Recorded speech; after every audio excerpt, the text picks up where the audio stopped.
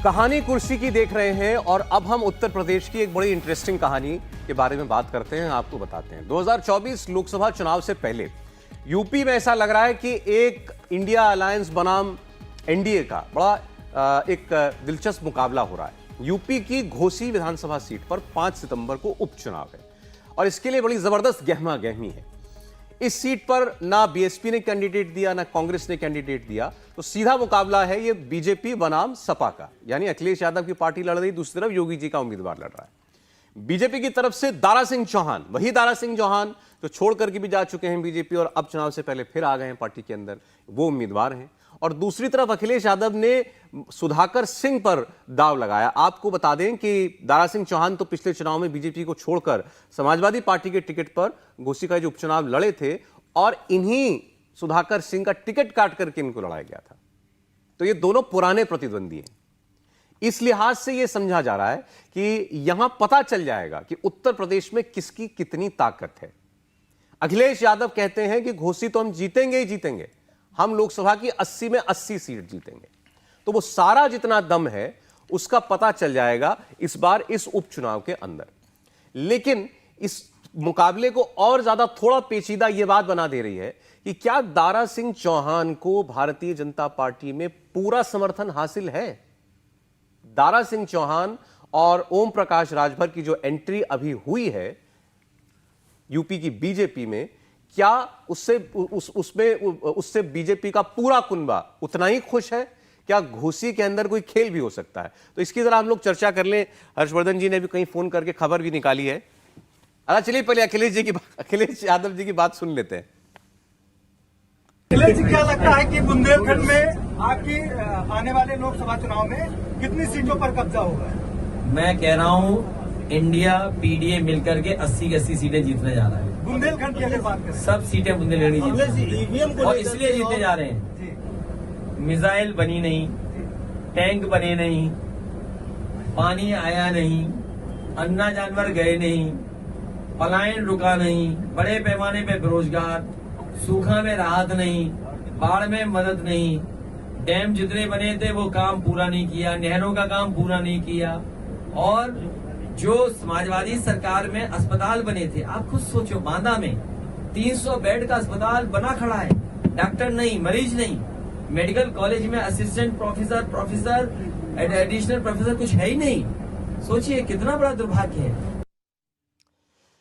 सब गिना दिया अखिलेश जी ने, ये नहीं हुआ। अब सुनिए जरा यूपी के उप मुख्यमंत्री हैं ब्रजेश पाठक, उनका जवाब क्या था और बीजेपी के कैंडिडेट और सपा के कैंडिडेट के बारे में, उनकी कुंडलियों के बारे में उन्होंने क्या कहा है।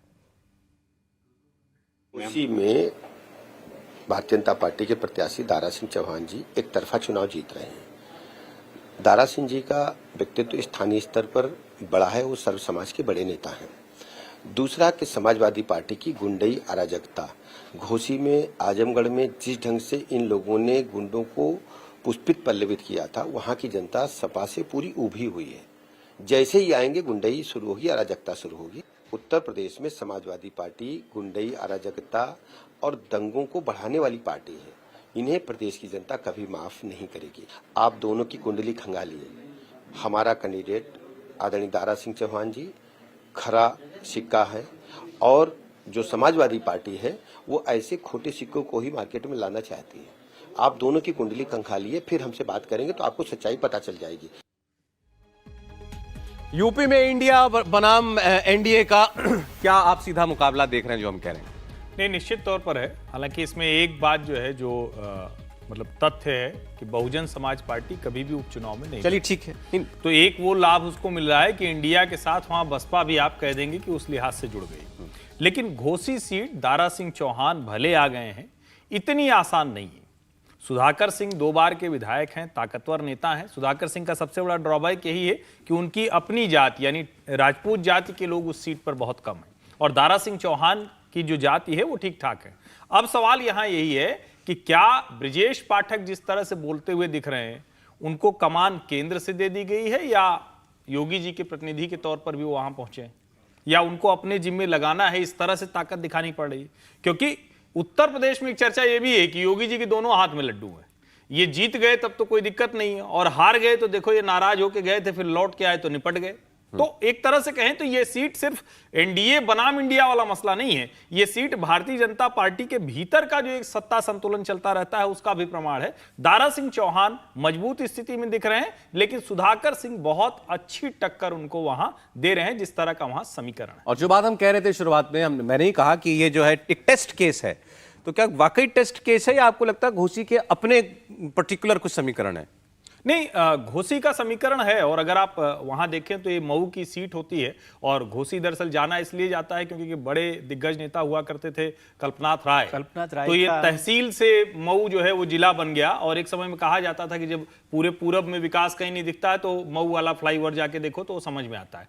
तो भूमिहार बहुल राजनीति रही, मुस्लिम वहां बहुत ज्यादा है, और उसके अलावा ये जो चौहान जाति के लोग हैं ये बहुत ज्यादा है। समाजवादी पार्टी का यहां प्रभुत्व तो अच्छा खासा था, और सुधाकर सिंह एक ताकतवर नेता है, मजबूत नेता के तौर पर जाने जाते हैं। दारा सिंह चौहान की भी अपनी पर्सनालिटी है। इस लिहाज से कहें तो दोनों तरह का एक जो कहते हैं ना कि जातीय समीकरण के लिहाज से भी और ये जो गठबंधन है उसके लिहाज से भी बहुत बड़ा टेस्ट केस है। जी विजय जी। जैसे त्रिपाठी जी ने कल्पनाथ राय का जिक्र किया, कल्पनाथ राय उन नेताओं में से रहे हैं जब पूर्वी उत्तर प्रदेश में कोई डेवलपमेंट नहीं था। इवन जब चंद्रशेखर जी जो सबसे बड़े नेता माने जाते रहे पूर्वी उत्तर प्रदेश के, बलिया में कुछ नहीं होता था, लेकिन महू में और घोसी में बहुत डेवलपमेंट का काम उन्होंने किया, और उस सीट को मोटे तौर पर एक नॉन बीजेपी सीट प्रभुत्व वाली सीट माना जाता है, चुनाव नतीजे कोई भी रहे।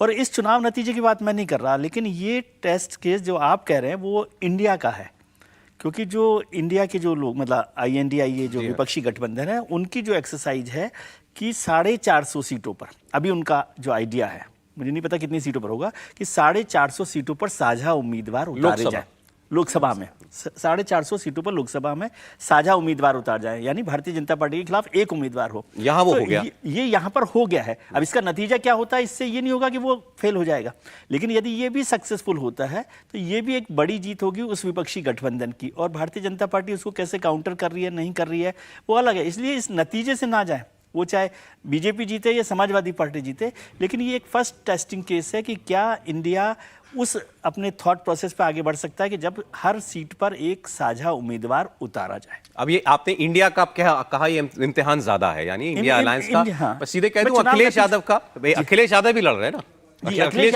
यादव की पार्टी लड़ रही है ना, और वो दावा कर रहे हैं मैं 80 की 80 जीतूंगा। बिल्कुल, लेकिन जब आप देख रहे हैं कि समाजवादी पार्टी ही अपनी जो बेस है उसको नहीं छोड़ रही है, तो कांग्रेस की स्पेस कहाँ बनेगी? इस सारे 450 अगर सीटों पे उनके कंसेंसस कैंडिडेट्स होंगे, कांग्रेस कितनी जगह बना पाएगी नेशनल लेवल पे? उस पर एक बहुत बड़ा प्रश्न चिन्ह है। तो वही इसीलिए मैंने शुरू में ही कहा था कि राहुल गांधी, प्रियंका गांधी, किसी को भी ले आइए, लेकिन यूपी में अगर कंटेस्ट अभी भी घोसी एक सीट पे भी सिर्फ सपाई उतर रही है, सपा ही है, नहीं, तो लेकिन उनकी ये थोड़ा सा अन्याय होगा। ये समाजवादी पार्टी के अलावा किसी की दावेदारी की बात, कांग्रेस नहीं है ही नहीं। नहीं ठीक है, नहीं, लेकिन उन्होंने बात को आगे बढ़ाया है कि अब आप 80 लोकसभा की बात करिए अभी, क्योंकि दावा कर रहा है ना अखिलेश यादव की हम 80 साझा उम्मीदवार का मतलब ही यह है कि जिस पार्टी की ताकत जहां होगी वहां पर उस पार्टी का उम्मीदवार होगा। सहमत, मैं उसी बात को आगे बढ़ा रहा हूं। अब ये घोसी की एक विधानसभा से आगे बढ़कर हम यूपी की 80 लोकसभा की बात करते हैं। जी, कहा जाता था भाई 2 सीट के अलावा तीसरी बताओ, रायबरेली अमेठी के अलावा कांग्रेस के लिए कौन सी मजबूत सीट है? जो लोग एक ही करने लग गए। अब तो लोग एक ही सीट की बात करते हैं। अब लोग एक ही करने लगे अमेठी हारने के बाद राहुल गांधी के, लेकिन उसमें दूसरी या तीसरी जो है वो अब बनारस की चर्चा होने लगी है। कहा यह जा रहा है कि अजय राय जो हैं, उन 2 बार जो मोदी जी के खिलाफ चुनाव लड़े और हारे, और उनको प्रदेश अध्यक्ष बना दिया कांग्रेस पार्टी ने। बनारस उनका इलाका है। अब यह कहा जा रहा है कि उनको वहां उतारा गया है प्रियंका गांधी की जमीन तैयार करने के लिए। बहुत से लोगों का यह मानना है, संजय राउत जैसे लीडर महाराष्ट्र से, वो उन्होंने ये कहा था कि प्रियंका गांधी को लड़ना चाहिए मोदी जी के खिलाफ बनारस के अंदर, काशी के अंदर। क्या आप लोग सहमत हैं इस बात से कि ऐसी कोई सोच हो सकती है कांग्रेस पार्टी में या इंडिया अलायंस के अंदर कि मोदी जी के सामने कोई ऐसा, जैसे अरविंद केजरीवाल लड़े 2014 में, इस बार लेकिन परिस्थितियां लगे, उतारा जाए कोई ऐसा चेहरा? देखिए, प्रियंका गांधी जी कंपैरिजन अगर उनका राहुल गांधी जी के साथ करें तो हाँ, वो एक नेचुरल लीडर लगती है। उनका जो बोलचाल है, उनका जो तरीका है, वो उनसे ज़्यादा समझदार लगती है। लेकिन प्राइम मिनिस्टर मोदी के साथ कंटेस्ट में वो प्रियंका जी हो, वो राहुल जी हो, कोई भी हो, वो गैप इतना ज्यादा है कि वो कवर हो ही नहीं नहीं, मैं ये तो पूछ ही नहीं रहा हूं कि वो लड़ेंगे तो क्या होगा। हाँ, ये प्रश्न ये है कि क्या आपको लगता है कि ये, मुझे नहीं लगता है ऐसा कि कुछ सोच चल रही होगी कि इनको उतारा सोच जाए? बेशक चल रही होगी, पर जहां अगर आप देखें कि प्रियंका गांधी की जो पॉलिटिक्स है बहुत केयरफुल है, वो बहुत कॉशियस पॉलिटिक्स खेल रही है, वो बहुत तेजी के साथ जंप नहीं कर रही है। कई सारे मौके थे जहां वो आगे लीड ले सकती थी, लेकिन उन्होंने नहीं लिया। तो चुनाव लड़ा ही नहीं उन्होंने। हाँ, एग्जैक्टली। तो मुझे नहीं लगता है कि वो सोच बेशक होगी, लेकिन प्रियंका गांधी मुझे नहीं लगता है कि ऐसी गलती करेगी। लोग पूछ रहे हैं प्रियंका जी गई कहाँ? प्रियंका जी दिख नहीं रही है यूपी में। पूरा यूपी प्रियंका जी को दिया हुआ था कांग्रेस पार्टी ने। हर्षवर्धन जी, मुझको शायद कौन सी गाड़ी थी जिसके बोनट पे खड़े होके ये दोनों भाई बहन भाषण दे रहे थे, और उस पर राहुल जी ने कहा ये जो हवाई नेता हैं ये अब समझ लें मैं प्रियंका जी को यहीं छोड़ के जा रहा हूँ, यही सब कुछ रहेंगी और अब हवाई नेता खत्म हो जाएंगे। पता चला प्रियंका जी हवाई हो गए। फिर खबर आई कि शीला कौल जी का लखनऊ वाला घर, उस पर रंगाई पुताई हो रही, सफेदी हो रही। हाँ। और अब यही जमेंगी, यूपी लड़ेंगी, एकदम जम के लड़ेंगी। फिर पता चला पता नहीं पुताई के पैसे नहीं थे या पुताई हुई तो घर कोई और, मतलब कुछ नहीं समझ में आया। अब जब ये सारी बात आ रही, मुझे तो लगता है कि संजय राउत कई बार जब आप कहते हैं ना परेशान होते हैं तो आप प्रहसन की मुद्रा में आ जाते हैं। तो काशी का सजेशन तो प्रहसन की मुद्रा है। अब ये जो अजय राय हैं, अजय राय निश्चित तौर पर बाहुबली माने जाते हैं। मुख्तार अंसारी ने इनके भाई की हत्या कर दी थी जिसमें अभी सजा हुई, तो लेकिन फिर भी इन्होंने योगी सरकार में हुआ तो उसका बिल्कुल नहीं माना। इन्होंने कहा कि हम लड़ाई लड़े, ठीक है, लेकिन मूल रूप से तो ये भी भाजपा ही है। ये तो कैडर थे भारतीय जनता पार्टी के। हाँ, तीन चुनाव जीते। नहीं, कोलसला में हाँ। जो उदल जो अकेले कम्युनिस्ट नेता थे उनको इन्होंने हराया था। और उसके बाद ये क्यों चले गए? क्योंकि जोशी जी आ गए वहां, तो इनका टिकट जो इन्होंने जो सोच रहे थे कि हम लड़ेंगे, इनको टिकट नहीं मिला। लेकिन अब सवाल यह है कि इस सब के बाद नरेंद्र मोदी जैसा व्यक्ति, प्रधानमंत्री की कॉन्स्टिट्यूंसी, काशी विश्वनाथ कॉरिडोर, उसमें ये मजाक से ज्यादा है क्या? मुझे नहीं लगता कि इसमें कोई जमीन है, इसमें कोई एक जिसको कहें कोई आधार नहीं है। हाँ ठीक है, बातचीत करने के लिए कर सकते हैं। अजय राय पर घूमकर क्यों आई कांग्रेस पार्टी?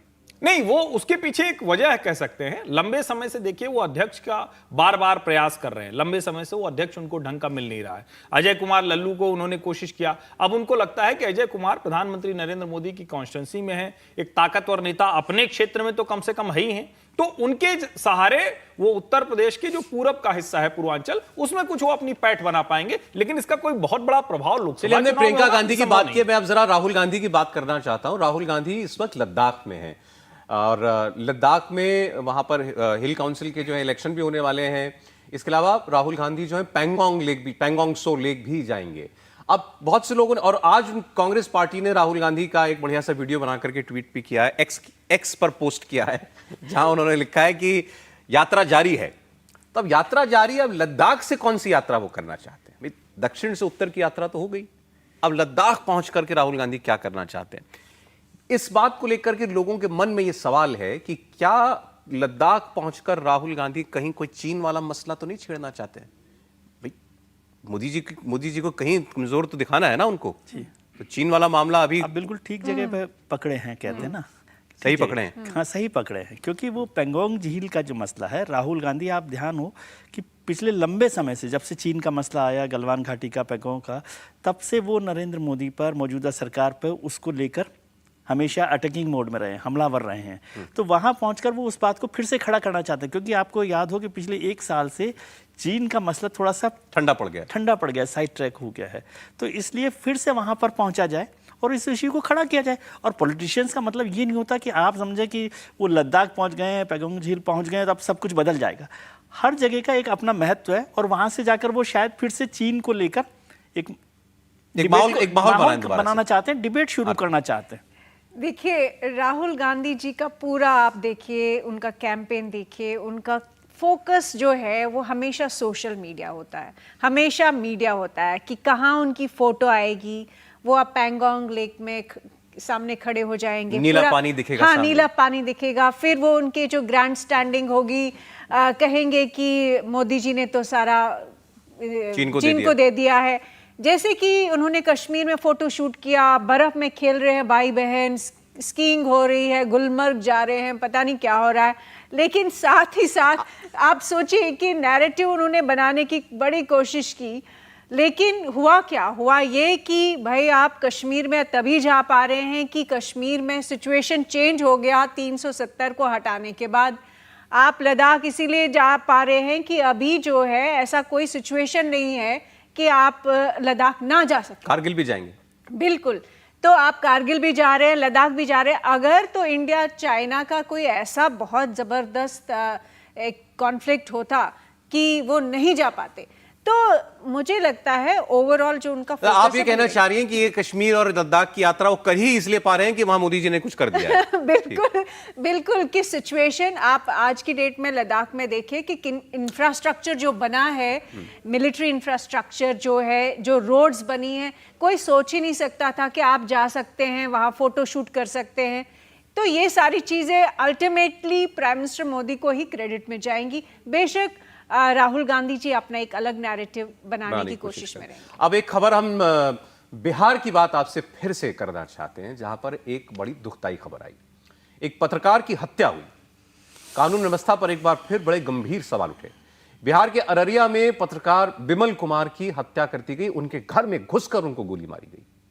4 साल पहले इनके भाई की भी हत्या हुई थी और उस मामले में ये गवाह थे और इनका बयान दर्ज होने वाला था। उससे पहले ही एक बाइक सवार बदमाश आए, आज सुबह इनके घर में घुसे, इनके ऊपर गोली चलाई और फिर वहां से फरार हो गए। इसलिए अब एक बार फिर नीतीश कुमार की कानून व्यवस्था पर सवाल उठ रहा है और यह मामला तो गंभीर है ही। इससे पहले कि आप कई मामले अगर आप याद करेंगे, जब सड़क राह चलते कई बार गोलीबारी, एक साथ कई जगह गोली लगी लोगों को, पुलिस के ऊपर हमला होता है बिहार में, जो माफिया है वो हमला करते हैं।